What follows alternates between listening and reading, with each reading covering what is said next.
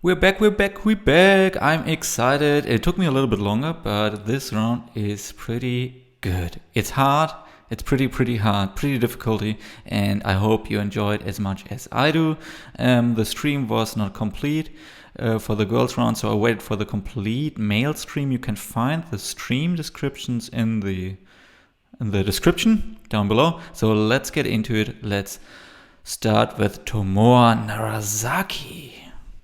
Boulder number 1 in Group A, Tomoa Narasaki World Cup bouldering winner, starts off in the qualification powerful, climbing on crims in the slightly overhanging angle, flash up to the zone, and then with a right high foot he went into the penultimate volume, and the most of these crims in the round were blocked also on other boulders, and we can see him struggling a bit. It looked pretty hard. He didn't find the right position with his left foot, and then he kept it low and climbed boulder number 1 in his 4th try. His biggest competitor, Adam Ondra, who might have some trouble in this small corridors and these bunched positions, didn't seem to look really bothered. He was crimping in his flash try. Because he's a little bit taller, he was standing lower, didn't even consider standing higher with his left foot, and flashed boulder number 1 of Group A.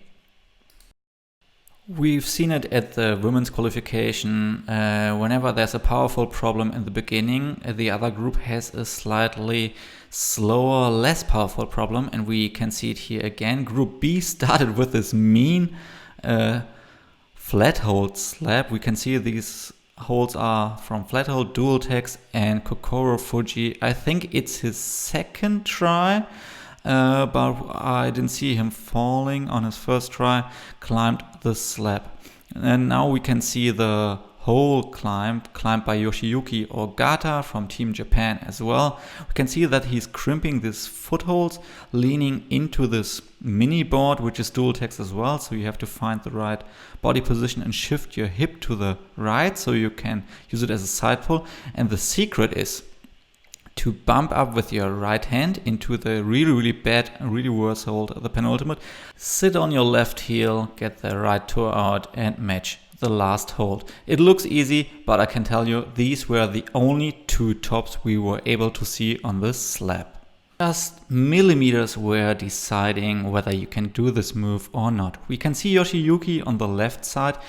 His left arm is bent because his left heel, he's sitting a little bit higher, just a little bit. We can see it here on the line that he's sitting with his left toe on top of the row of the T-nuts, while Rei Sugimoto is just 2 centimeters or 3 centimeters or just a couple of millimeters lower, just a little bit too stretched, and he falls down and off the wall.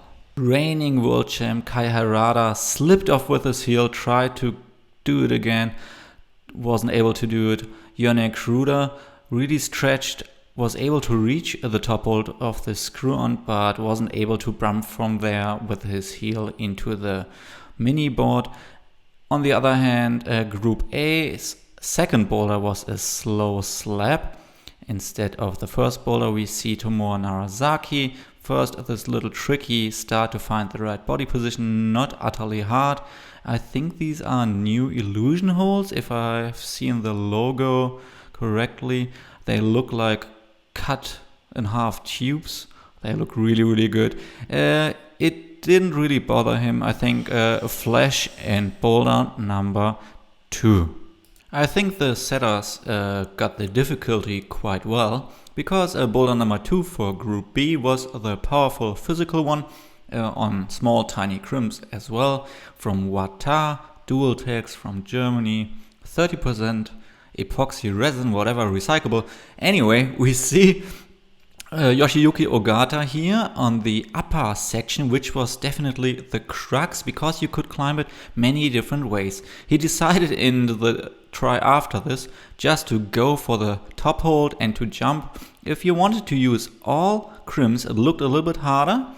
Gregor Vesonik tried it, wasn't able to do it.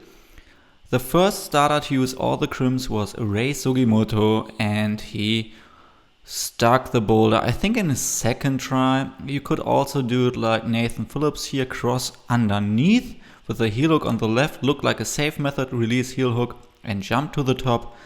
Jumping to the top itself wasn't the hardest move, I think, and you were also able to bail it, like Meichi Narasaki here, who needed a couple more tries to stick the move in boulder number 2.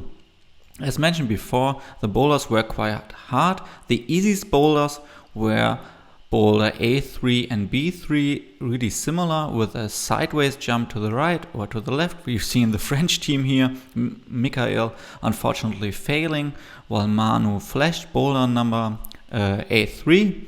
A3 was on a vertical wall, like this little stand-up jump move into the 2 cheetah dishes. We see Jongwon Chon here with his new haircut, and I think he also dyed his hair. Easy boulder, I think by far the easiest, and we've seen it with the girls category as well. They try to set similar boulders or try to mirror them as much as possible. On the left side, you were jumping to the left in a different wall panel, an angle. We see Meichi again, and then the jump to these 2 dishes I think was a little bit harder because they are a little bit further away from the wall or the point you are jumping from, because they are above a lip. Anyway, the easiest boulder was boulder number 3, while boulder number 4 was another end boss. We see Manu Cornu here again in boulder number A4, and it was a lot of volumes, some tiny screw-ons on these volumes, and it was really powerful again. A really good powerful climber is Yannick Flohé from Germany, Western Germany, and he needed a couple of tries, was also able to chalk, and then you needed to go around the red. First try wasn't able to stick it. Second try, unfortunately, we couldn't see how he did it. Then he decided to go with a pogo. I think he didn't commit really well to the last hold. So we see the one and only Adam Ondra. He climbed it a little bit slower. I think it's his first try, and as always, quite controlled. He's also a little bit taller, but what he's doing, he's stepping higher with his left foot, so he can engage and move higher. Top in boulder number 4. Only 3 people were able to top boulder number 4 in group A. And now we go to group number B, which also had a really hard boulder number 4. Kai Harada was not able to climb it. Rei was able to climb it on the other hand. And we see Keita Dohi in his next try see the boulder from the bottom. First we started with this awkward, really powerful shoulder move into the left shoulder. Match hands in this blue hold. Get your right foot higher onto this walk, then drop knee behind the back to get to the zone underneath his hip.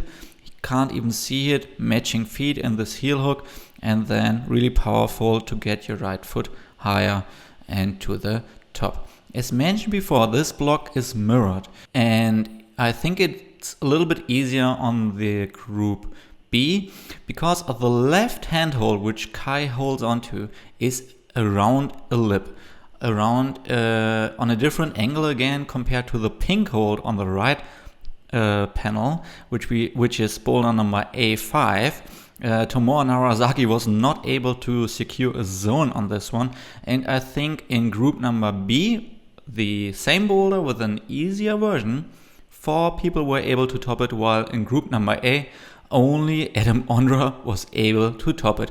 Unfortunately, we couldn't see the lower part, how he climbed it, but it must have looked something similar like this. Jongwon again here, who secured the zone. Also Jan Hojer securing the zone, and the closest to a top. He fell off here with 20 seconds to go, and we can read his mind and his face. He was thinking that he didn't make it into the semis. Congratulations, Jan, you made it, because this round was really hard. Only Adam was able to climb all the 5 blocks. So for Jan, it was able to go into round number 2 into the semifinals with only 2 tops. Group B finished their round also with the hardest block of the round. Only Kokoro Fujii here in his second try was able to traverse to the left, reach the penultimate volume, and also out of this position, matching hands, moving his right foot a little bit higher with his heel hook, and out of this position he was looking for a stable handhold. I think he's trying to crimp the volume so he can bump in with his left hand, and he was able to stick the last hold. As mentioned before, only Kokoro was able to do this. Kai Harada, reigning world champion, who got into the semi-final as well, who advanced in round number 2, is showing us how the start works, a little bit of traversing to the left and to the right. All of these volumes are tapered at the top, so you can only grab them sideways. And the blue volumes on the left side are also really bad because they are underneath the lip. I don't know what the zone hold is like. I think a really bad crimp.